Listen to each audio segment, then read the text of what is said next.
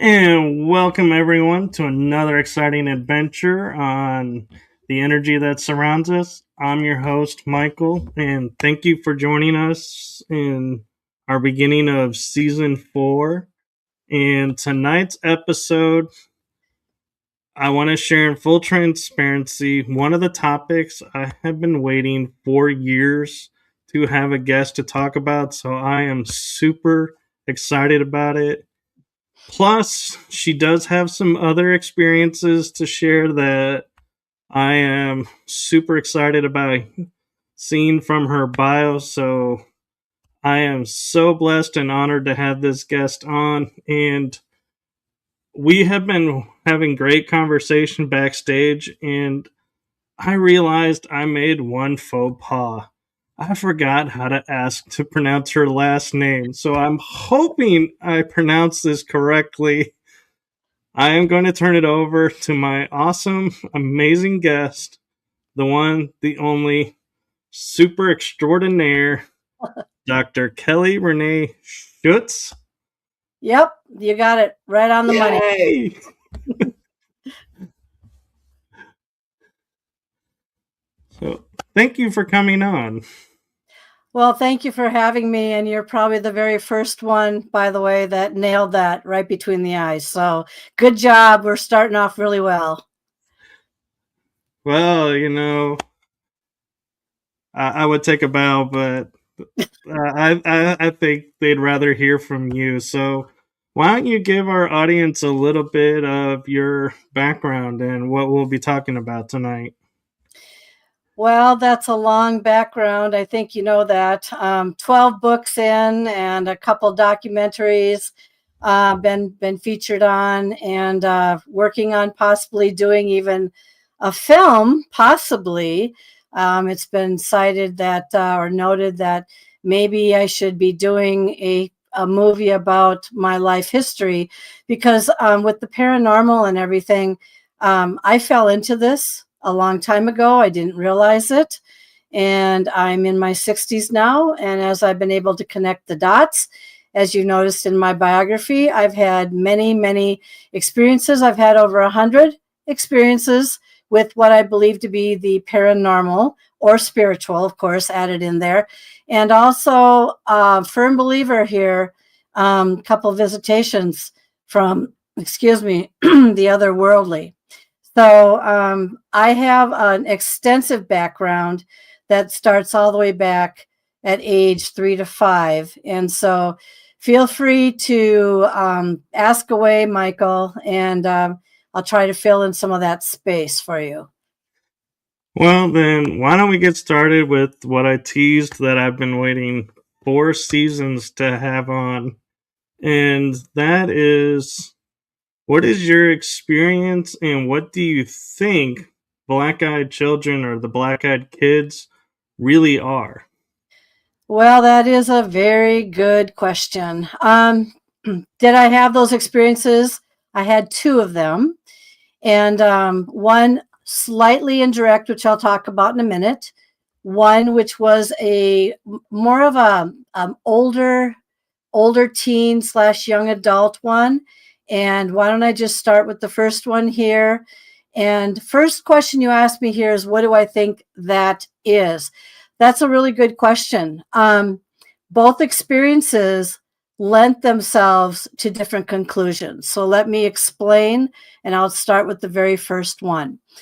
Okay, so I have volunteered and or worked a night shift, had a few years ago for about a few years in a row at a very, very popular state fair, which is in Minnesota. And my job I was tasked with was to work in be kind of like a manager type position in the horse barn. And for any of you who knows what it's like to be on a state fair grounds, many of us don't realize that they can be rather haunted. And the Minnesota State Fairgrounds is known to be haunted at times with various energies that have hung around for a long time. But in this particular case, this energy, we don't think was someone who committed suicide on the property or died on the property. This one probably showed up and we don't know how it did. So let me explain the story. So I'm working in the horse barn, and one of the things that I did, and along with others, of course, is that we watched over $1 million horses. And of course, they compete, obviously. And so being on the midnight shift, you have to make sure that none of your horses die and nothing funny goes on and that you don't have intruders in the building and the whole 10 yards. Well, it's just before the shift was about to start. I was there. I was on the property and in the premises in the office. And we hand out keys to the competitors so they can take their showers, get ready for the next morning because they're up rather early and getting their horses ready and all that sort of thing. And it just so happens that a woman came to the counter, and she was saying, you know what, there's a kid in my shower room. Now, keep in mind that we try to keep the doors locked at all times and try to avoid anyone that might inadvertently slip in, because that's how popular it is. You get in line and you wait for your name to be called. So, of course, we said, me and another gal, that's impossible. The door's locked. No one has been in there for hours. What are you talking about? So we go, not I, but I sent the coworker back with the woman to see what this kid was all about. They opened up the door, and there was actually a boy about, I would say, age maybe 20, maybe something like that. And he was just standing there in the shower room doing nothing, but kind of in a trance-like mode. And so that kind of freaked them out initially, and they asked him to come out. All right. So he comes out, and they have him positioned. They brought him around to where the office was, and there was a pillar. And he was standing by the pillar with his head down like this. Okay. And he did have the typical brown hair, short, bangs over the eyes. You know, you couldn't see his eyes. That was one thing that was very noticeable. And he was in kind of a somber, trance-like position. All right. And so they're questioning him. How did you get into the shower room? Where did you come from? You know, all this. And he wouldn't answer. He just stood there looking kind of at the floor, and he was just unresponsive, standing up against the pillar. All right. Long story short, a competitor was bringing their horse. They need to walk him down in the direction where he was standing next to the pillar. The horse got probably within 15 feet, took one look at this kid who was standing there in a trance-like mode, unresponsive, just kind of weird. And they weren't getting a peep out of him. And the horse all of a sudden starts to yelp and back up and scream. And the handler was trying to get a hold of this horse and try to calm it down, and couldn't figure out why, when it was looking at this kid, it would freak out so badly. Now, for those of you who understand animal behavior, animals usually do have a sense that we don't always pick up on. And so it was reacting, but it was reacting in a way that was terrified. All right. So in the meantime, the handler's trying to get a hold of the horse because it's freaking out. The woman who discovered the boy is standing there kind of delirious. My coworker is standing there looking at this kid. And as soon as the horse started to back up, she turned and she looked at the horse backing up. She turned back towards the kid. The kid raised his head up. His bangs went back. I don't know what he did, but he probably brushed them back a little bit. His eyes went open. He started to grin, and his teeth were like nails, razor sharp nails. And I forgot to send you a picture of what this kid looked like in an illustrative manner. It's actually of a girl, but it was identical to what this boy looked like. And then he started to grin and his eyes kind of shifted. And my coworker backed up like that because she just couldn't believe what she was seeing. The horse was freaking out again. She turned back in that direction. And the minute that she turned back to look back at the kid, he was gone. He disappeared in thin air. Now, what they did was they still wanted to talk to this kid because that was creepy, weird, and the whole thing just went on in seconds, that it was like some horror movie playing out in front of a person's eyes. So they ran. So we were by the opening of the building. They went out. They tried to see which direction the kid was going because there was no place to hide. And he was gone. He just disappeared. So she came into the office, of course, and was just tormented. And she just couldn't put herself back together. She said it was the creepiest, scariest thing she ever saw in her life. Then when he disappeared like that, she thought, oh my God, what on earth did I just encounter? And now keep in mind, I became known as the paranormal girl. And yes, the barn was haunted. Yes, I've had experiences in that barn. And so I tried to console her and to have her shake it off. But I thought about that experience, the darker eyes, the hair, the somber, the unresponsiveness, the nail-like teeth, not just teeth, nail-like teeth, the grimace, the grin that makes a person just so spooked out, and then and the horse reacting and the whole 10 yards. So people wonder, was that a black-eyed kid? Was that something that took possession of someone? The only question that would come to mind in that particular case would be, if something took possession of that person, which I'm going to get into the second one in a moment, that kid would have been still existing and not disappearing like poof. And how he ended up in the shower room, we'll never know because the door was locked. We didn't have anyone go in there for hours, and he was just standing in there still unresponsive. We have no idea how that all occurred. But I can tell you, Michael, it did shake up everybody so badly that, things do happen. People just are so busy and distracted. They don't often realize when weird things like that happen, how to handle it, what to do, how to think about that. So before I get into my second story, did you have a question, or does anyone have a question about that situation? Well, two things that stood out to me with that experience was, one is when we hear the lore of the black-eyed children or kids, we call them kids because they look like they're elementary school kids. So the fact that he was in his 20s has gotten me unnerved because I'm like, crap, do these kids come in all ages now? Do we need to keep an eye out for, new terms for? Yep. Yes, that's exactly right. You're brilliant. That's exactly correct. Because now I'm going to tell you the one that I went face to face with, which to this day, it's interesting when you're in the. Oh, go ahead. Go ahead.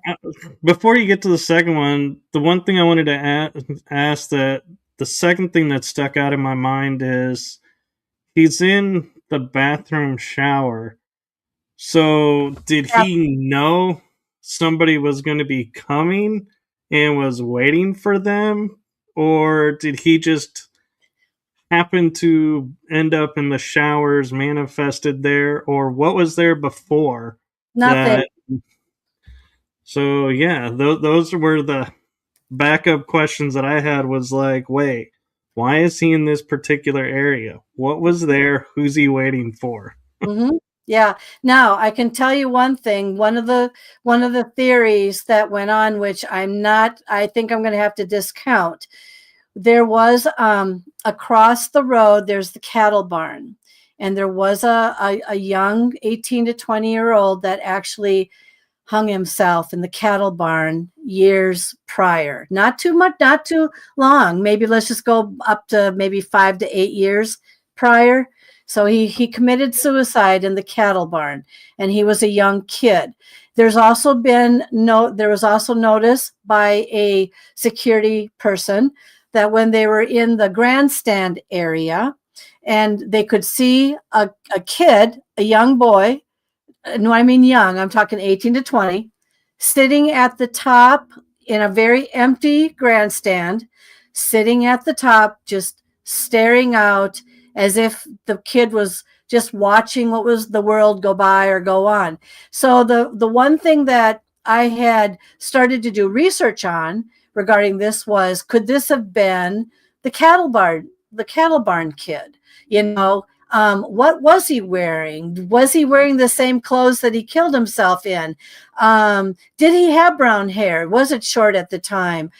See, these are the things that I couldn't ever get my finger on. However, there is a possibility, but the next story will crawl up your spine. So I don't know. Did he manifest in there? He had to have, because the horse barn is literally monitored, literally 24/7.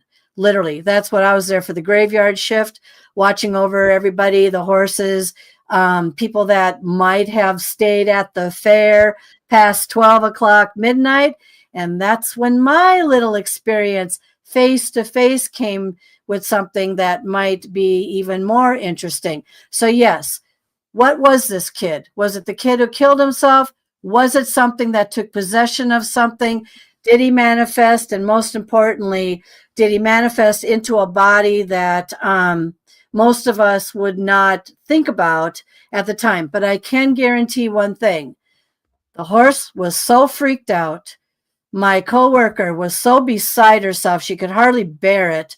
And it was like, what do you say? Yeah, weird stuff happens. And I have had experiences in the horse barn. Being paranormal, they always come to me. They come to me in smells. They come to me in sounds, the whole 10 yards. Do you want to hear the one that I had now? Are you ready for that one? I have a theory that I want to ask you first around the boy who committed suicide. Mm-hmm. What we don't really know what the black-eyed feature is. So could it possibly be the kid who committed suicide because he obviously was distraught that whatever the black-eyed is took over his spirit, and that's why he is there? Well, there's a possibility of that. Very true. And the other question that goes on that someone would normally also ask along with what you just brought up, what color were his eyes? His eyes were brown. And in the moment of fear and everything, those brown eyes probably become browner, right? And but I agree with you. These presences that are, and it's not just this fair, it's everywhere. It's in a lot of places that bring about a lot of energy. This fair, by chance, is number 1, number 2 in the entire United States. We are like a human battery. So I've had every report you can imagine. I've had EMTs work alongside of me, doing this as a part-time thing. Okay. And they would share their stories of, for an example, just watching the crowd walk by. And then one day there's this old woman that looks kind of like a homeless woman walking by, except there was one issue. She had no legs. Okay. So she's floating by. All right. And he's like, oh my God. And these are the things that people that are really sensitive or have the ability to pick up on details that others do not recognize, aren't part of, or whatever. But a human battery that brings a lot of people together in these situations can create on certain days and environments manifestations that a lot of people just they don't think about. What do you think about when you go to the fair? What am I going to eat? Am I going to be exhausted by the end of the day? Our fair is very, very popular for everything. So you're exhausted. You're not thinking about running into.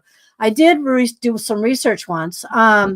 I did find out that, well, if this is true for theory, in about 100 to 200 people in a group like that, let's say you're walking down an alleyway or whatever, there's usually 2 in that group that could be apparitions of some sort.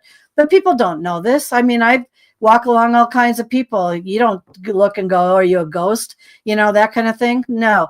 But that's what the theory kind of can go is with these big groups and crowds, that usually in a big crowd, there's usually a couple that are hanging about and enjoying. We got a woman.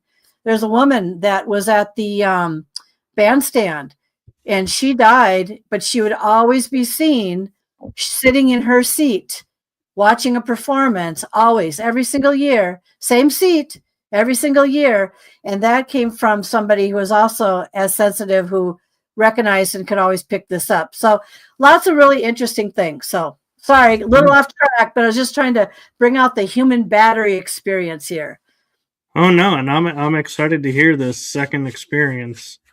Okay, so after the first one occurred, I thought that was going to be the end of weird stuff happening in the building. No, it wasn't weird. This one is even weirder. All right. So I'm by myself. Yep, in the office and doing my thing. And we have undercovers that do come in. They go through the whole fair to find the ones that want to sleep under the buildings at night or sleep here or there or whatever. And they got to fetch them and get them out of there, get them out of the fairgrounds. And so they came in. They usually slept in the horse barn, very safe place to sleep. And one of the undercovers came up to my window and he says, "We got a problem." And I said, "Oh God, why did I have to be here and have the problem, right? What's the problem?" He says, "We've got an intruder." What do you mean we have an intruder? Now, keep in mind, this is after midnight, about 1:30 in the morning. The fair is closed. Everybody should be out. The people that are still drunk and they're fetching them to try to get them out, or hiding under the buildings and hiding in front loaders, you name it, they're hiding everywhere. They're finding them and getting them out of there. Okay. But it just so happens that this night it was raining cats and dogs. And I mean raining cats and dogs. Okay.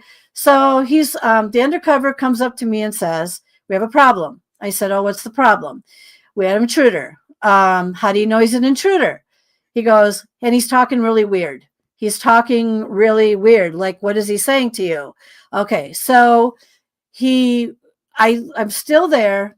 He comes into the office. This is the undercover. And he starts to say these things like this: "I'm sleeping in the aisle over there. Yeah. It's roped off. It's in a horse aisle. It's roped off. So, and I'm sleeping in this chair. And all of a sudden I wake up and there's this thing, or the shadow of this body, just standing right in front of me."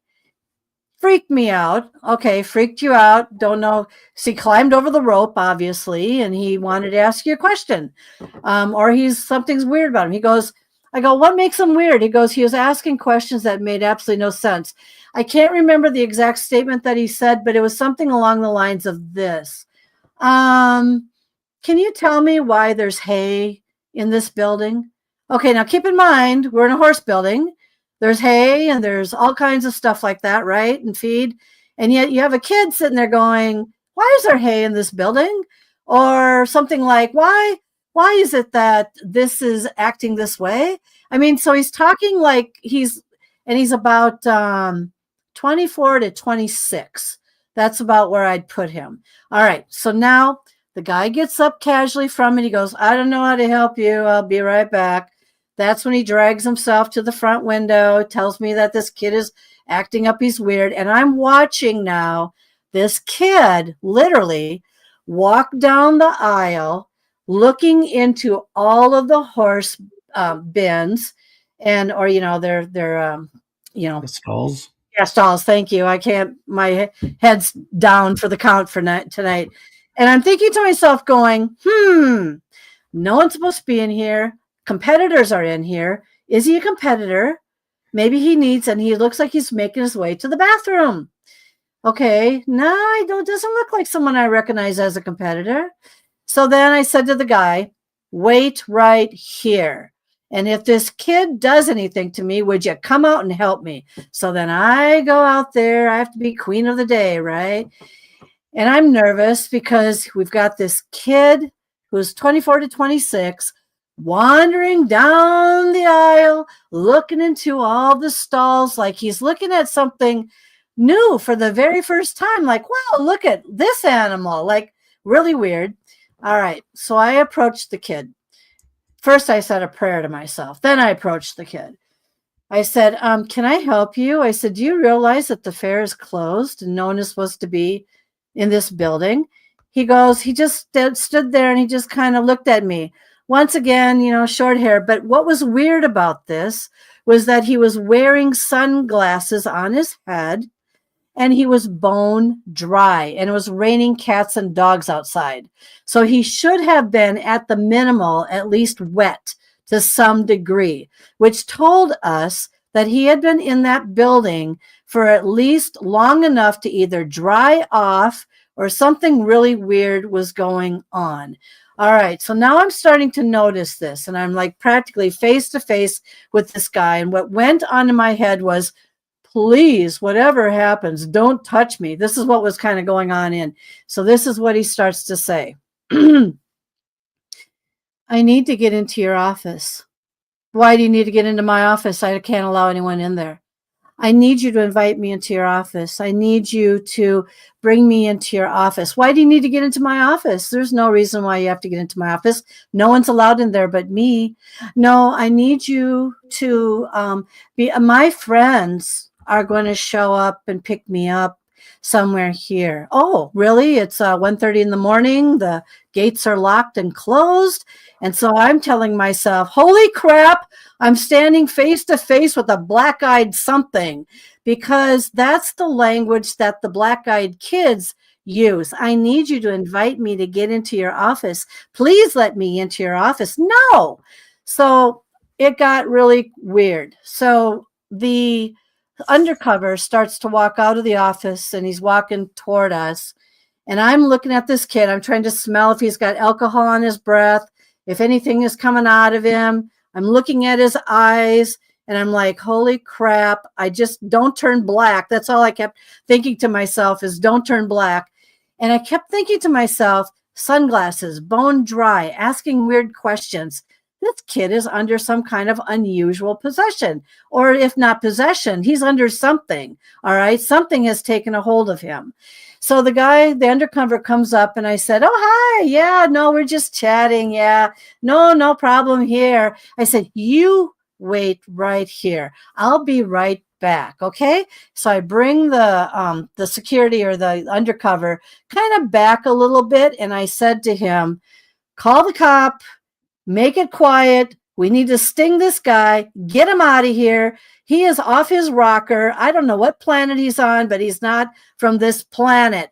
So in the next 10 minutes, he got the cop to come through the back door. I explained it to the cop. The kid wasn't supposed to be in there. He kept asking to come into the office, blah, blah, blah.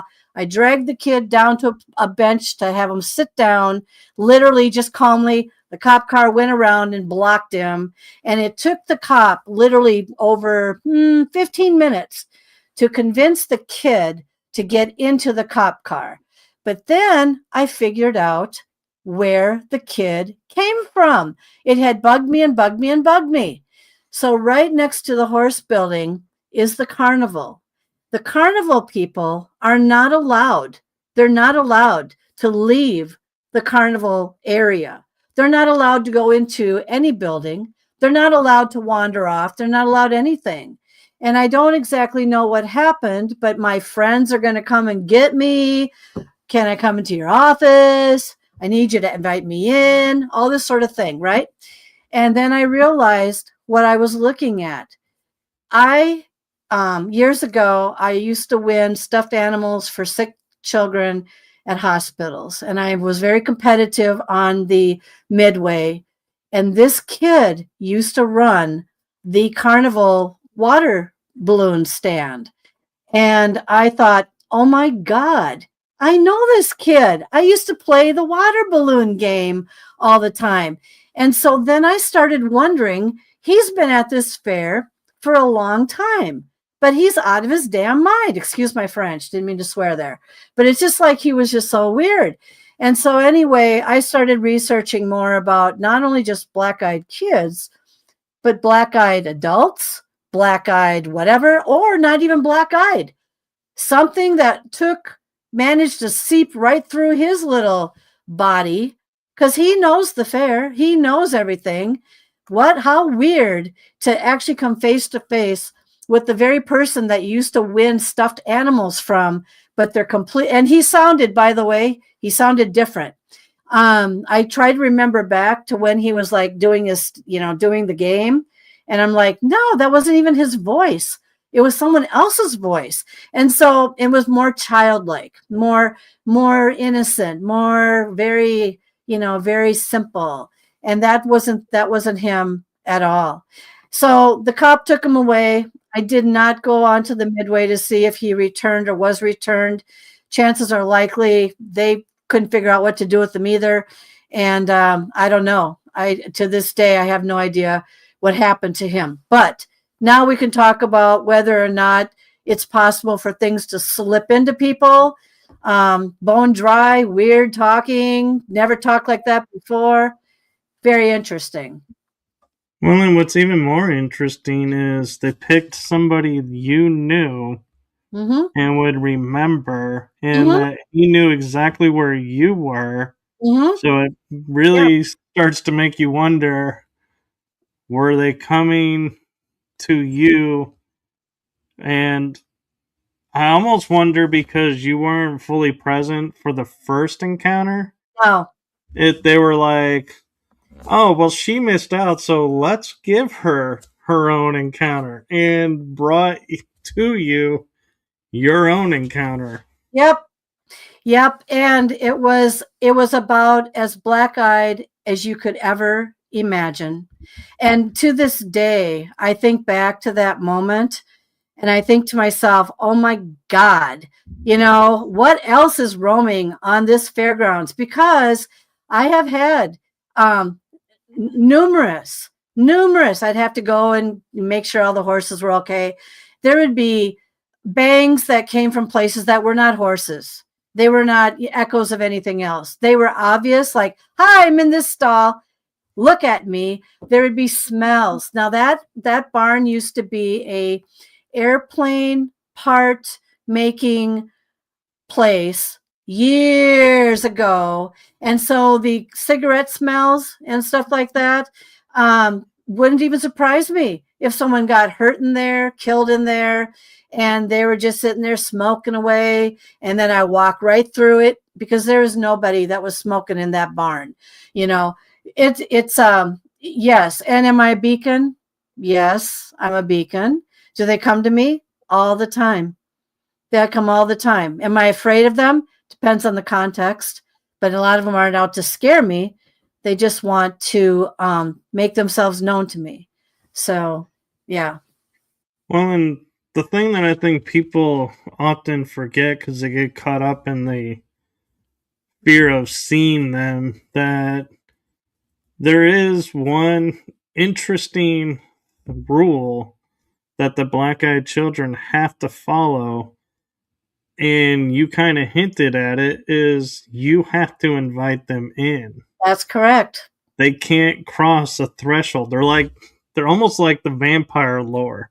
That's they correct. Can't enter without permission. So if you're watching and you think you are dealing with a black-eyed children or a black-eyed kid or anything that's black-eyed and it asks permission, the answer is no.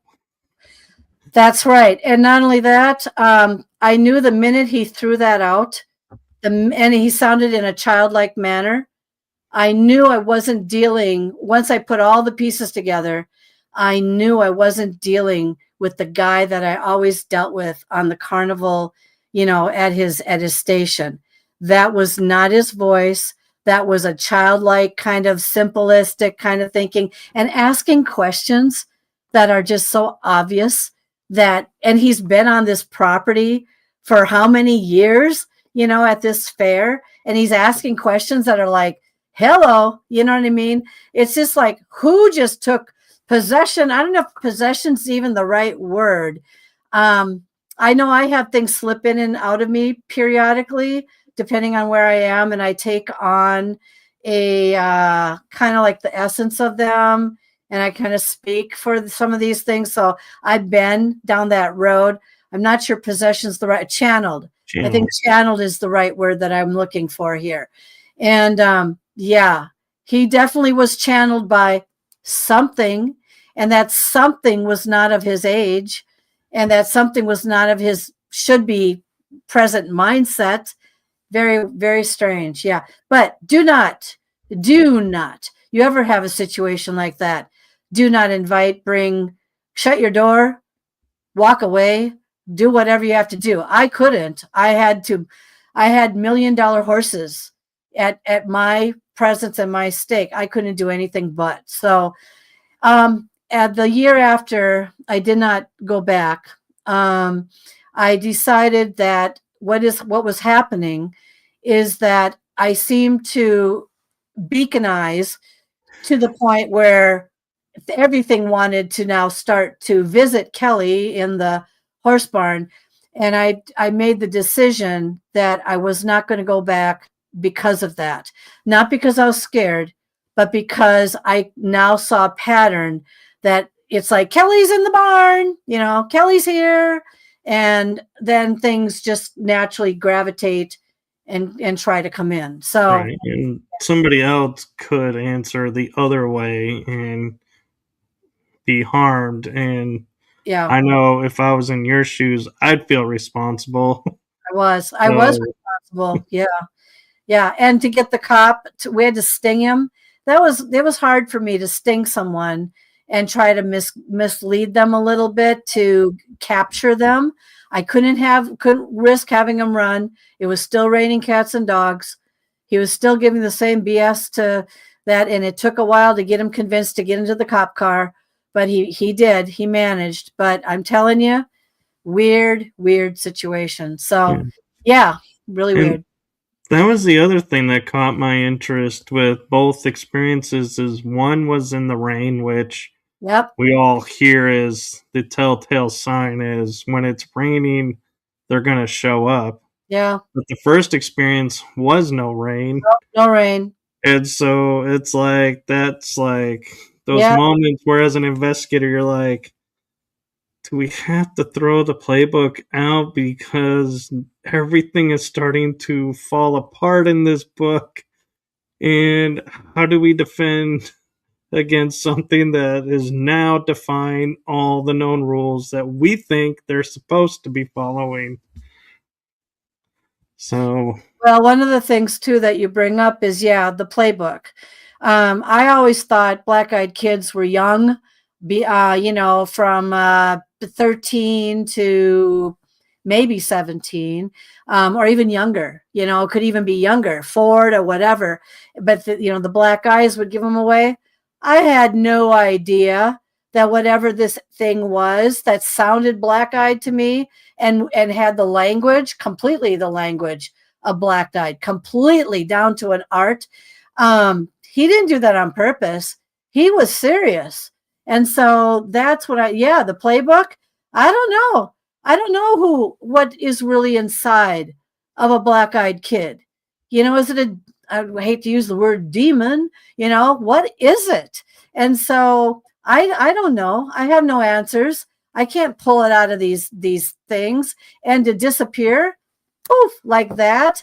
And they're gone, and the horse freaking out and all that sort of thing. Animals are pretty good when it comes to their radar too, so.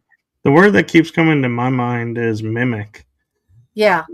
Is either it was mimicking a black-eyed or the black-eyeds are mimics. Yeah. It took me by surprise. And actually, after he was gone, I spent the rest of my evening researching some more black-eyed kid stories, black-eyed not traits, but some things that might lead you to believe that you're dealing with something of that nature, because that's how we had defined it and categorized it. I don't know. I think you can move that now into something more adultish, but he was probably no more than 26, years old. I would put him probably between 24 to 26, and he's been with the carnival for a while. So yeah, I'd say that's about right. So yeah, wow. It's almost like, how do you top that in experiences? And yet you have two more experiences that jumped out at me in your bio that I was like, man, I would be miffed if I couldn't get these on the show. And one of them is something that's actually fairly new. And that is almost getting ran over by a driverless car. Yep. Just as you hear it, everybody. So let me tell you the short story of that one. So my husband and I went to Belgium and the Netherlands a few months ago over the summer. And this actually evolves to another piece, which I think you'll find interesting. So we went to visit his uncle who served in World War II in the Hitler War and was fighting against the Hitler and his group. Okay. And so we went to visit his uncle in the Henry Chapelle Cemetery. There's like 9,000 soldiers in there from all over. And so let's start there because this is where it gets kind of weird and interesting. All right. So I'm talking to the headstone, and this is the second visit now that I've had with his uncle, my husband's uncle. And at the point that we were going to leave, I put my hand out on the tombstone and I actually sizzled, like electrified, like shock, like boom, like that. And I thought, oh my God. And so my husband was about a block away at this point. And I said, oh, I just had a shock. You know, I was trying to tell him to stop so I could say, oh my God, your uncle's thing just shocked me. All right. So we left there. I was explaining to my husband, I just got stunned by his uncle. I said, maybe he was actually there today. I said, I don't know. This was our second visit. We went the next day to a World War II museum in the Netherlands, Arnhem. And Arnhem is well known for that war. He didn't fight in Arnhem. He fought somewhere else. And basically, in a nutshell, we went through the museum, and there's thousands of artifacts in there. We got to what they call their gift shop, which is nothing more than a shop of things that he purchased from the opposition a few years back, and he put them in a case and called it a gift shop, or And my husband and I, just before we were about to leave, we were looking at this case, and my eye caught this harmonica. And it's just like, why am I looking at this harmonica? This is so weird. All right. Anyway, I bought my husband said, don't buy that. And I said, I don't know. I said, I've got to buy it. It's telling me to buy it. I don't know why. It's telling me to buy this harmonica. I don't know, but it's from the opposition. I know. It's so weird. And then I looked at the storekeeper and said, I do have to fly back 8 hours, to the United States. Hopefully the plane won't crash, and ha, ha, ha, ha, ha, ha, that kind of thing. Well, out the door I went with this harmonica, and I just couldn't get my hands and my eyes off of it. All right. Next day. So first we have the sizzle at the tombstone. Then I'm mesmerized and I'm taken back by this harmonica by the opposition. And so I've got this and all this. Okay, we are in Brussels, walking down the corridor, and we were turning around to go back to the hotel for just a moment when all of a sudden I heard like a yelp. All right. And to my left, there's a hotel, and anyone who's been in these places know how tight there's no room for cars. Anyway, there were two cars that resembled taxis and one that was approaching. And so I heard this yelp. And so I turned, looked to the left, and this guy was trying to get into this car. The door was open, but the car was like jolting, and then it started to rev. Rum, rum, rum. And I thought, what the heck? And so I'm looking at this and going, the car's revving, but he's not inside of it yet. And there was two women, I think, also inside of it at the time, and they weren't revving it. It was just, that's what was going on.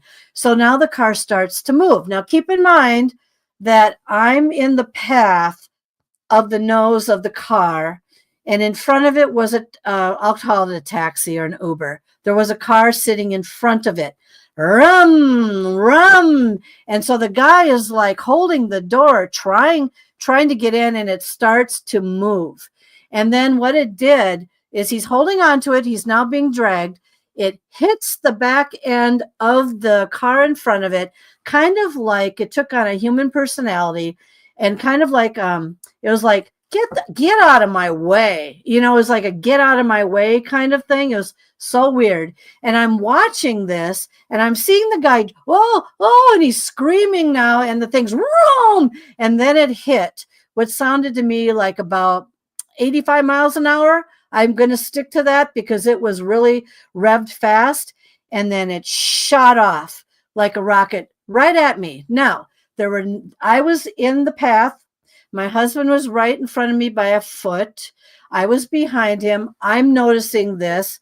Everyone else is behind or in front. And here's this car, and it's like it wanted to run me over. It was like it had a human personality and a mind of its own. And so what I heard when it was like he was screaming, he was being dragged, the thing revved really loud, it was shooting off. I heard in the back of my head, run. And something pushed me, and I pushed my husband, and we went to the side of a wall, and the thing smashed at full speed into this historic building that was like, on the other side of me. Literally cracked the entire window, literally bent the building. Can you imagine the expense? I'm yelled before it hit the wall, don't look, it's going to explode. Don't look. Okay, so what happened then? 4 airbags went off. Boom, boom, boom, boom, just like gunshots. Boom, boom, boom, boom, smash, rum, and it just silence. And of course, then everyone's all, they all run because they didn't know what the heck happened. The man actually managed to get into the car as it smashed into the building. And so they were checking on him. 2 women got out. They were all frantic, the whole 10 yards. I turned around and I said, what just happened here? I said to my husband, that thing took on a human personality like it wanted to kill me. Anyway, I ended up in a movie because of this, by the way, everyone. But anyhow, but it gets even more interesting. It did not end up in the papers. They kept everything out. It was completely quiet, but gets interesting now.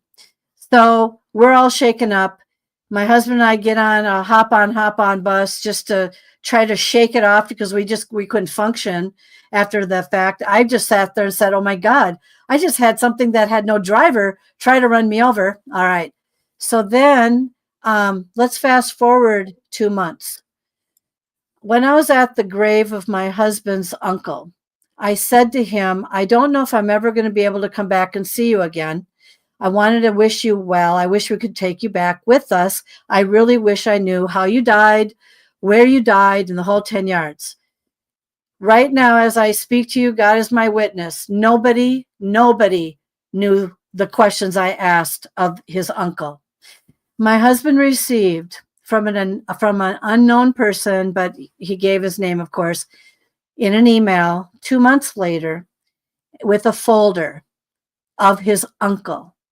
How he died, where he died, what he died with, what he was wearing, all these artifacts, this and that, what his dad picked up at the time back in the States, et cetera, et cetera, et cetera.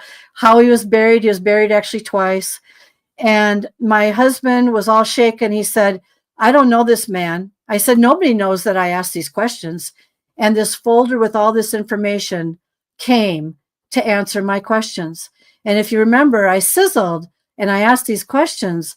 But isn't it strange that nobody would know this at all except my husband and me, and we never talked to anybody. And all of a sudden, the folder with all the answers came right to him from a guy in Kansas, by the way, whose grandfather was his best friend during that war. His grandfather lived, but he died. And so I think that between the personless car and all of a sudden getting stuff that nobody knew except me and the tombstone and, and whatever, that lends itself to the questions of, can we really explain some of these things that happen in our lives? And so there you have it. So not only that, but I'm kind of curious. Did you have the harmonica on you? Oh, I didn't have the harmonica on me, but I can tell you, I'll tell you about that harmonica. So I left the harmonica alone, but I really held on to it. I mean, like I really was intrigued by it. When I was being filmed for a movie that's not out yet, and I was telling my story, I brought the harmonica up to my office, like I'm talking to you right now, and I was trying to show it off, and the thing went completely active. It went completely like, I don't want to do this, like, and the energy off of it was so intense and so strong that I could hardly contain myself doing the interview. And I kept showing it, but I was so emotional that I broke down.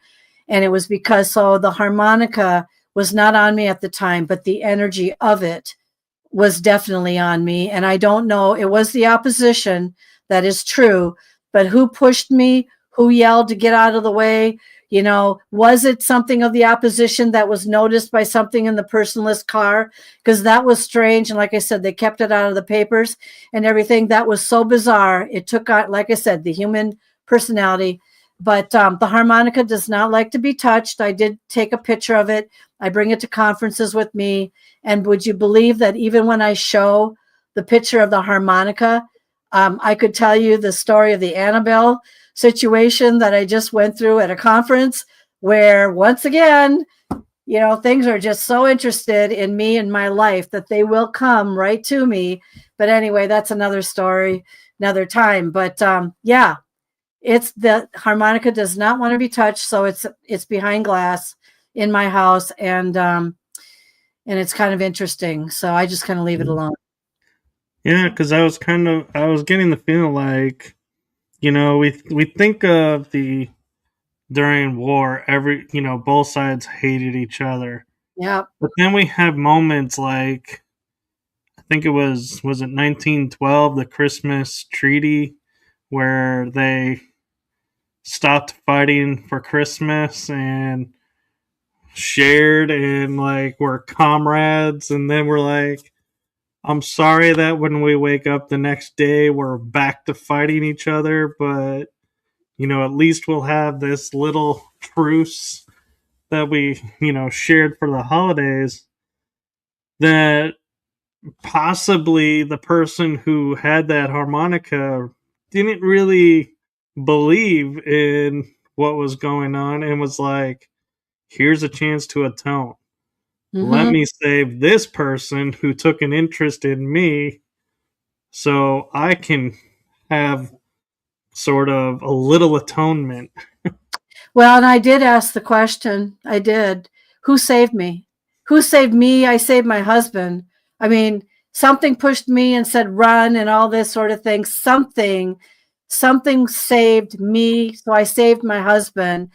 It was not just a natural instinct. Most people say, well, your instinct is to run. No, it wasn't. I was too immobilized watching this guy being dragged by this car and with nobody in it. He couldn't get in there. It was like, and watching it take on such a human personality. That's the thing that people can't believe. There's only one other person I know of that has had a truck or something attempt to run her over. That was Lorraine Warren. And she used to, and I don't know her whole story, but she talked about the time that there was a personless trucker, whatever, that tried to run her over and came right after her.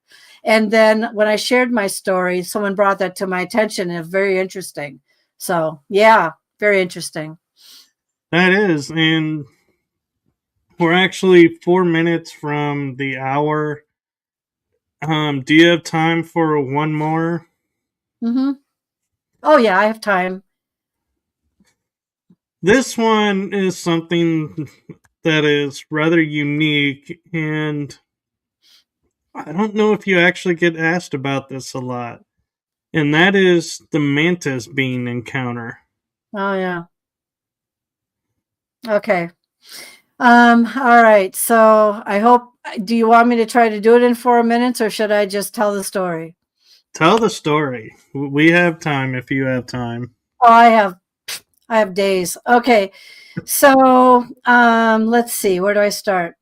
So I lived in a different house at the time, my previous home, and I was having a lot of experiences in the house. Everything from otherworldly experiences to and serious ones to lots of paranormal. And so what happens with me is that I'm in my 5th home now. And when I feel like a home is becoming too entertained by the otherworldly or paranormal or whatever it might be, it obviously starts to act up.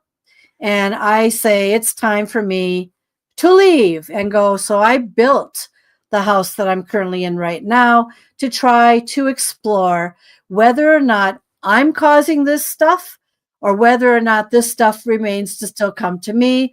And the answer is it's still coming to me. Let's go back to what happened that day. Was in my office. I'm a workaholic. I was in there till about 2 a.m.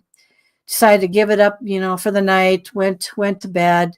Probably was not in bed more than 10, 15 minutes when all of a sudden, didn't hear anything, but I certainly smelled something. And it was kind of a wretched, perfumey, musty type of smell. And it's just wretched. Okay. And I turned over and I looked at my husband, who was sleeping intensely at the time. And I said to myself, I need to talk to him tomorrow about what shampoo he's using or whatever, because it is absolutely ungodly. I'm sorry, guys. I'm sorry. You're always going to get the rap. All right. Never a woman smelling awful, only the man. Okay. So anyway, so I put the covers over my nose because I couldn't stand it anymore. It was horrible. All right. But didn't see anything. But keep in mind, I have had otherworldly experiences in that bedroom that I know of. Okay, so anyway, next day I get up, it's like, drag yourself out of bed, go to the bathroom. And I looked in the mirror, and right here, right where my hand is, upside down, long fingers, but one was very crooked and very prominent crooked, was an embedded purple reddish handprint. And I looked in the mirror like that, and I thought, oh my God, where did that come from? So I just immediately started walking downstairs, and I went to my husband and I said, there's a handprint on my body. And he just looked like, I didn't touch you. Yeah, well, I wish you would once in a while. Anyway, putting that aside, ladies, I know how you feel out there. Once in a while wouldn't be so bad. Okay, so anyway, I said, where did this come from? Oh my God, there's a handprint embedded on my, oh my God. And then I started telling him about the smell and everything. And I said, you know what? Before I went to sleep and all that, I had this horrible smell. Okay, so I started researching handprints on people's bodies. I could only find one article or one blog or something where there was like 900 to 1,000 reported. But can you imagine the number of handprints that have literally been on people's backs, their thighs, their arms, every place? Mine was right here. And by the way, I need to preface this. I had COVID so badly. I almost died twice. I passed out and went blacked out once. And I had COVID pneumonia here, and I had regular pneumonia here. I had to go to a lung specialist. It took me 8 months to get over COVID. It was that bad. All right. The handprint was right here. Now, I have to tell you something. I was told from my lung therapist, they said, you know what? That COVID pneumonia, it's like a little cement system in there. It's got to break up and it's got to come out on its own. So I had to use a spirometer and try to get it out. And they said it's going to take a long time, months, could even be a few years. And I'm like, oh God, that's where the handprint was located. Now, fast forward. So I'm researching handprints and all that sort of thing. I'm researching, abductions and you name it. And then I started asking the universe the question, or not question. I started begging the universe. Could someone please tell me who put that handprint on me? So at every conference that I talk about this handprint, I've had psychics say, it's a succubus. It's an old woman's hand. It's a this, it's a that, it's, 5 different things. But one guy said it's an alien and one person said it's a mantis being. And I thought, okay. And so then we started talking about it. I had a dream a year and a half later. And in the dream, this is what happened. Young woman, looked like 28 to me, walking away from me in my dream. She had pants on, she had long brown hair. But then she started to slowly turn around. And the minute she looked at me, black COVID mask, huge gray, could be a gray too, by the way, eyes or mantis eyes, down the middle like this. I found a picture on the internet that actually kind of looked like her, but I paired it with a gray, okay? And as soon as it turned around, and I recognized what I was looking at, which was not a human being, I freaked out. I woke up. I was completely in sweat. I was full of sweat. My heart was beating out of my chest. And I started screaming out loud, do not ever, ever, ever show up to me like that ever again. So then I had a discussion with the psychic about it. And he said, Kelly, black COVID mask? Yes, way to break it down. Yes, big eyes? Sounds mantis to me. Could have been a gray, though. And he said, they're healers. They're not there to hurt you. Maybe some are. They're healers. Where did it end up? Right here, right over where my COVID pneumonia was, like it had to be sucked out for years. He said, Kelly, how are you now? Healed. It's not in there anymore. It's gone. I have had miraculous healings. That's only one of many, a few. I'm not going to say many. One of a few that I've had where something had a divine intervention of some sort, some energy that cannot be explained, that all of a sudden I'm healed. To this day, I will stick by the gray and or mantis theory with that because I've never seen it since, never seen, nothing's come to me since or whatever. I'm healed. Very strange. And the handprint, by the way, stayed on my body for 3 hours and then went poof like that and disappeared. It didn't just drift away and dissolve and disappear. It just disappeared. So that's my story. And it wasn't the shampoo after all. And I will never really know what it was, but the crooked finger, long fingers, crooked, the closest I could come to was a mantis finger on that or a digit. But who is to say that a gray might not have a crooked finger as well?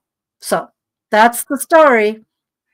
True. And I will say, as you were describing it, I was like, yeah, I think the mantis was there to heal you based on where everything happened. And then I started thinking about something interesting that we were talking about before we went live, and that was that you had experiences when you were 4, and then it was like 7 to 9, and then nothing in your 20s, and then 30s, 40s, 50s to today. And I started thinking about that and going, not only is that sequential and in period time, but could that be a building block? Because you call yourself a beacon, and Mhm. so each one of those experiences were building your awareness and your preparedness Yes. for what's happening now. Yes. Yes. Yeah. I didn't know it at the time, but when I look back and I start thinking about how I became telepathic, psychokinetic, clairvoyant to some degree, clairsentient, definitely, clairgustance, clairsensitive, the whole thing, all the clairs. I was being prepared for these moments, and that is exactly right. Would I have been able to have handled it during those times? I don't know, because I wasn't intellectually on top of this stuff, because I fell into this over my life. I used to work in law and be a college professor, and then all of a sudden, this I just fell. It all started with the book, because I couldn't take not sharing my experiences anymore, and I was getting tired of people telling me it was all in my imagination, or you're making this stuff up or whatever. No, I was never making it up. I could not figure out what I was going through. And then now there's nothing that's going to convince me otherwise. I know exactly what happened in those periods of time, and I know exactly where my gifts lie to this day. And I don't think I'm done yet, because I keep having experiences, and they're very interesting, but they come when they want to. And a lot of times I'm not afraid anymore, because they're not meant to scare me, but it's more like intrigue, like interesting. I need to really think about who just did that. Spiritual, paranormal, otherworldly, whatever. What did that, and to try to fill in the extra piece. So And one thing other that I noticed when I heard your verbiage in the Mantis story was I think you knew it was there to help without knowing it, because yeah, most people, when they see or sense something present, they say, "Get out. You're yeah, not welcome here." Your response was, "Don't show yourself like that again." right. Like, wait a minute. That's kind of an inviting statement. And if you were like freaking out, why are you inviting it back? Mm. Well, the thing is that I was so terrified. When I woke up, I was surprised, full of sweat, right? It's like, oh my God. Now, a woman would say, oh, you're of the age, you're having a hot flash. That was not a hot flash. Okay. I know the difference, for God's sakes. I've been around long enough. But I will tell you, I was terrified. Other things that have happened in there, I have woken up in that same bedroom and without my clothes on, and down at the end of the bed and sitting nicely on a chair. I have heard, like Star Trek, where you go here in, like on the where they go, beam me up, Scotty, like Right. that noise. One night I heard that, and it wasn't the furnace or anything. Nothing was on at the time. Okay. And I looked up and I said, oh, dear God, if it's anything, just don't open up my ceiling and don't abduct me. I have been uh, picked up potentially, or kicked up and then bouncing on a bed in California, near it was in Groveland by I can't remember. It's there's a hotel next to Yosemite, and so I had that situation where the elements were perfect that night, and I could feel the foot, and I was woke up bouncing on the bed, but then I was asked the question, this, are you sure you weren't dropped? And I thought, well, I suppose there was a possibility. The mountains were lined with silver. It was a clear night. The stars were bright. It was perfect element and all that sort of thing. But yet the room was haunted.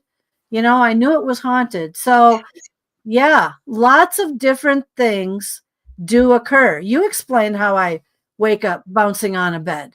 How the heck did that happen? How many people wake up bouncing on their bed? Not me, I guess. What's my husband doing? You'll be surprised that my husband is sleeping most of the time through these events, while I'm being thrown around a room like a rag doll, he's calmly sleeping or knocked out, or they're not going to let him wake up. They're going to have their fun with me because they want me to write about it or have the experience. So I could go on for days. Right. And, and it's true, that, people will sleep through if they're not meant to experience it. That's correct. And wake up with no idea what's going on. That's correct. That's correct. But I will say, though, the interesting thing is, as much as like you talk, you're talking about it and sharing it, it's like there's more of a curiosity in your voice than I don't ever want to experience this again. And so it's like kind of like a mix of I almost feel like the way you talk with them, instead of saying, hey, don't surprise me like that again, go, hey, can you put me back a little easier next time? And see if you don't come back bouncing and come back laying in bed maybe, or and there are times that I wonder, as we're taken up into craft, have these experiences, and then we're brought back, do they remember where we were when we left? Because they have no measurement of time in my perspective. So could they have been thinking, oh, she wasn't in bed, she was over here at the chair, and that's why you were put in the chair, because they didn't realize, oh wait, we picked her up out of the bed, our bad. Well, and try waking up once. This happened when I was younger. I woke up with a dress on inside out, zipper completely zipped up to my neck backwards. You try figuring out how to unzip yourself in a long dress where the zipper is all the way up, and you're like, well, how the heck did I get back into this thing? And the thing is that people, it's hard to share stories about some of these things that happen because there's so many people that don't have these types of experiences. Some do, but some don't. And so it's not easy to have a conversation about, yeah, you know what happened to me last night around the water cooler? Yeah, I woke up with my dress on inside out backwards, and it took me like an hour to try to undo my zipper so I could get out of my dress. I mean, it's just really weird things that have happened. And so when you mentioned the curiosity part, I've always been curious because I'm not exactly sure what I'm dealing with at the time. Is it something spiritual? Is it something paranormal? I like to separate that from extraterrestrial, by the way, because it's easier for me. A lot of people want to put that extraterrestrial in the paranormal category, but I like to separate them and then go to the otherworldly or something along that lines. It's very strange. I talked with them and interviewed a guy on my show. He actually talked to a dead person that was dead for 9 years for 30 minutes. I said, well, how could that be? Because usually they can't hold their energy for a long period of time, right? And he said, no. He said, I had no idea. I thought the guy was alive. And then when I went to get his address in this office, because he had taken an interest in what I was doing, so he wanted to get it, resume the conversation, the guy said he's been dead for 9 years. He says, no, he wasn't. He was just out on the lawn talking to me. 30 minutes. And so that led me to another piece of curiosity. How long can something hold its energy for before it fizzles out? The human battery at the fair. Oh my God, that goes on for 2 weeks straight. That's an easy human battery there. But we wonder, what are we dealing with out here? So that's very true. And one thing I like to say with the paranormal that, as we're growing as a community and awareness of things, is a little bit side of what you were saying, is have, the extraterrestrial, interdimensional, all these other options in the paranormal perspective, because if we're going to try and answer something, we need to look at everything. We can't just say, oh, it's got to fit these criteria or it's not a part of, Right.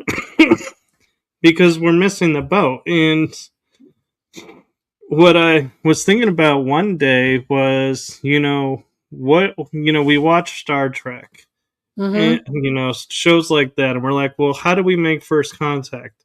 We study them first. Yeah. And then we make contact. Yeah. Well, who's to say the ETs aren't doing that, and the shadow beings or, apparitions that we see that don't make sense? Yeah. Could it be an ET trying to see what first contact would be like? How aware are we? Where are we at in our awareness? And we're misidentifying it and creating categories that don't really exist. Right. That's right. I mean, at what point are we going to actually be definite at something that we're still trying to figure out? I mean, there's people I interview that feel like they've got things figured out, but then there's usually questions that go along with it. And then that extends to other questions that go along with that. And so, by the way, I did capture a very significant shadow being a year ago on my birthday in a now haunted historic train car. And the only thing that I was able to figure out was when you use your camera phones, put it on night mode, and it's usually around maybe 3200 ISO. And I just had a feeling. And so we were in there. It wasn't known as anything haunted. I just had a feeling. And this one, by the way, made my hometown newspaper. So it ended up in a number of places. But, I go boom, boom, boom. You know how you do that really quick. Sometimes you can't get it there either, but you can get it. I call it right in the middle, that sandwich, that image. And so it was very interesting. It was facing my shadow. And from what I understand, shadows can't create shadows of themselves. And it's a long story, but I could make out, and I filtered it. It was some kind of a female, long brown hair, wearing a coat. But the question is how did she get in to that train car? It was a passenger train car that was then a dining car, but then it was a refurbished car. And so did the parts of something else that they brought in to bring it back to its glory days, did that have energy on that? And it was brought into that car. So there was questions even beyond whether or not it was ever there or if it was residual. It was another perfect night, by the way. It was clear. It was starry. It was perfect, for the elements. But, there are questions with that too. Can energy, yes, travel from places or pieces into other places and then now haunt it because it's part of that piece? I don't know. It's interesting. It is. And it raises the interesting point of, there are paranormal investigators who like to say, well, this spirit is stuck here. And I'm like, it's energy. Yeah. How is it stuck here? Is it in a room of mirrors? In which case, yeah, it could be stuck because that's a trap. Yeah. Or if it's just open space, I'm like, how is it trapped? Energy can go where it wants. It's choosing to be here. It's not stuck. Yeah. And I don't know. What's your perspective? Do spirits actually get stuck, or is that a misinformation? No, there was a mirror in that hallway, but I don't know what the age of it was. I know that silver-lined mirrors have a tendency to absorb and can take in some of this energy better than some of these newly created mirrors, although that's what I've been told. I'm not sure if that's fact. Are they stuck? I'm not sure. When that gal or whatever it was showed up in the hallway, I wasn't expecting it. I knew if something felt off in the hallway, it was pitch black. That's why I put my thing on night mode and I started click, click, click, click, click to see if there was something in there. And when I captured it, my heart, this is the other thing I can tell you about investigating. Just because you've had, like me, 100+ experiences from this to that or whatever, doesn't mean that you don't still become scared and taken back and frightened at what you captured. Because when I captured that, I was shaking, going back into the other area where my husband was, and I said, "Here, look at this, my God!" And I have been in this field forever, and yet I still get frightened. And so it's hard to say about energy, whether sometimes it's residual or the elements and things line up just right, so it allows them to manifest in some way, or if they're hiding in the mirror. I don't know where the mirror came from, you know what I mean? But it was in the hallway, and that's a good place. They like to go in and out of that mirror. People don't realize that. So I'm not a big fan of mirrors anymore, because it seems like they're portals to something. So I've had that. So, yeah. Well, if you ever want to research mirrors, Myrtle's Plantation. I can talk about that one. A famous mirror that it's mercury glass and has been replaced 8 times. Yeah. And in the exact spot, the handprint appears. Yeah. That mirror, yes, you just hit it. I was waiting for you to say that. I was on a tour. We were told that mirror is not even period to that house. They got it at a garage sale or one of 8 times. They get them at garage sales. They get them from somewhere else. But it is interesting about that handprint or that image, And so a lot of times, even in these bed and breakfasts that I stay in, those artifacts and stuff that are in there, they're not even period to the home. They go and they get them so they can make the ambiance appear more of the period of the time. And so, like with this train car, they had to find some replacement parts. And so who knows if something was brought into it from a replacement part from something else that happened somewhere else. Yeah. Right.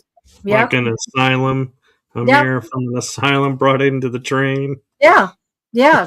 Could be anywhere. But I wasn't going to talk to the owner about it. They weren't home at the time. And the last thing you want to do is ruin somebody's business. So, because if people are afraid of that, people either go to that and they're very popular, or people are afraid of that and they don't want anything to do with it at all. And by the way, it was calling my name, and on my birthday, that was my present. So and we had Northern Lights that night.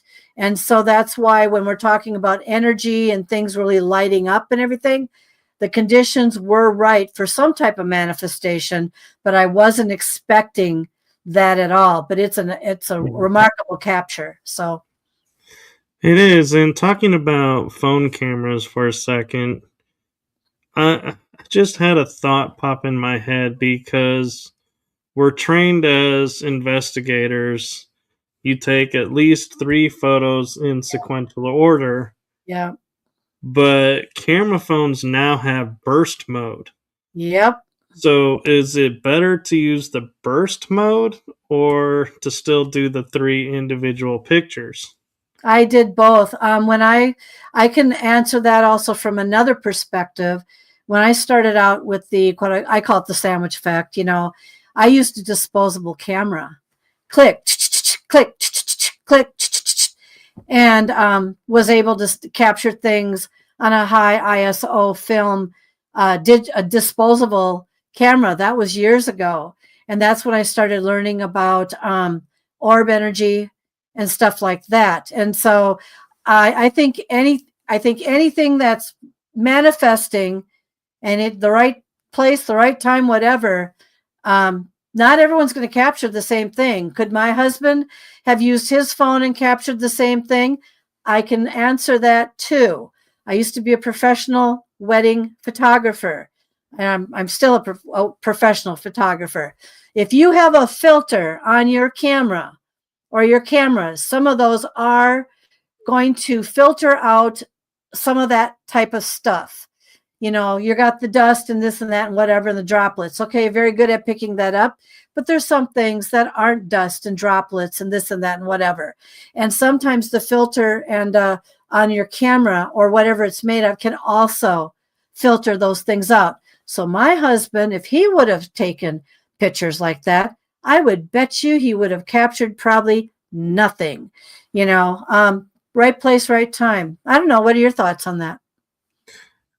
Yeah, I think it's interesting because there's timing in the 3 photos where, you know, the phone processes it, stores it, and says, okay, we're ready for the next one. So there is time for whatever's going by to appear or not appear in the 3 photos. But then I look at burst mode, and it's like you're taking 30 photos in like a second. And so if it's in the middle photo, are you going to get it in the burst mode because you're getting 30 images of the first photo? Mm-hmm. Yeah. So is that a benefit? I don't know. You know, it creates a quandary because you're like, how many burst photos do you need to equal these 3? No, that's a good point. And also along that lines, not always will you be successful. I think there's a lot of elements that have to line up. And I'm used to doing the click, I don't think I had the burst once. And yes, I agree with you. All you get is the same image 30 times in a row. And it's like, well, that got nothing, right? But it's timing, right? So I don't know. Yeah. I do the click, hoping that if something's going to show, that my timing is such that I can get it. You know what I mean? So yeah. And then real quick, do you think Apple inventing the motion photo was a benefit or a hindrance to the paranormal? Oh, I think that's well, considering things that, you know, are you talking in terms of making a still picture, all of a sudden be able to move and turn to somebody and smile and do whatever? I'm referring to, like, say I was to take a photo of you right now, you would be still to the photo, but when I look at the photo, you're actually moving. Yeah. I did the AI thing. Actually, they were promoting this thing on Facebook or something, and for some reason I think they grabbed the picture from my Facebook or something like that, and so I actually watched myself what they did with it, and I about laughed my head off. Sometimes these things don't do a good service of anything because you really don't want to sit and make a moment that really never occurred. I mean, I'm a someone who believes in being authentic for the moment. And here you have these 2 people sitting there, and then all of a sudden they're looking at each other, or they turn to each other and they start kissing each other. Well, how do you not know that 5 seconds before that they're just saying, "Stay your distance. I don't want you in my shot." You know, I mean, it's kind of like creating a false narrative. I think that's what I'm getting at, of what's really happening in that picture. And so I don't like the idea, especially when I saw what they did with my still face. I'm like, oh yeah, right. I don't look like that with my side view, not even close, you know. Very interesting though. Unfortunately, the way it's going right now, it seems like unless there's a kibosh on it in some degree, it's going to actually probably cause some interesting issues in the future if it hasn't already. So yeah, I agree. And so thank you for your coming on and for your time and sharing everything with us. Yeah. And we'll definitely have to have you back on because, like you said, there is so much more that we could delve into. But before I say goodbye to everybody, what do you want to promote your books and anything coming up for you? Well, sure. You can find my books on Amazon. I would say the best books right now that are out is Phenomena and unexplained happenings. That's one, and haunted life. And then there's also manifestations and message received. Those 4 books are my top sellers, and they've got lots of stories, lots of insight, lots of questions and all that sort of thing. And if you really want to look me up to a larger degree, go to my website, www.paranormaluniversalpress.com, and you'll get a good look at what my life started out so simple, and now look at how it's evolved to a point that who knows what's next. So, but thank you for having me on. Actually, it's been really fun. Yes, and before I cut to the outro and say goodnight, I want to say from my heart and the heart of my shows, thank you for what you're doing for the community, not just the paranormal, not the extraterrestrial, but all of them, because it's seen and your sharing is making a difference. So thank you. No, thank you. I can say the same back. Thanks so very much. This night has not disappointed. I think I even was wowed more than I thought I would be, and your experiences just were like, wow, not what I expected. I kind of had an idea, but it was so much more. And so thank you, and I'm glad we created a space where you could share it more openly and not just be like, okay, it was A, B, C, and try to get through everything. So thank you. No, thank you. Believe me, there's plenty more where that came from, and interesting ones too. So, as I said to you before, I don't think you have a dull story. well, I don't know. They're not. One thing I'll tell you truthfully, they are not embellished. They are as I say they are. I'm just a little dramatic when I say them, but there are some very interesting situations that no one is ever going to be able to tell me that it's something. No, it's not in my head. I live this, and maybe I will have a movie made of me at some point. But I have to be real creative and real interesting, And how would you condense your entire life down to an hour and a half to 3 hours movie? Oh, I'd have to have sequels, I'd have to have a series. And what's happening in her world next, right? Yeah. Yeah. Well, thank you, and I hope you have a wonderful night and enjoy the rest of your week and enjoy 2026. Yep, and I'll be in touch with you. I look forward to it, and thank you. And with that, we are going to say goodnight, everybody. Yep. Good night. Thank you. Thank you.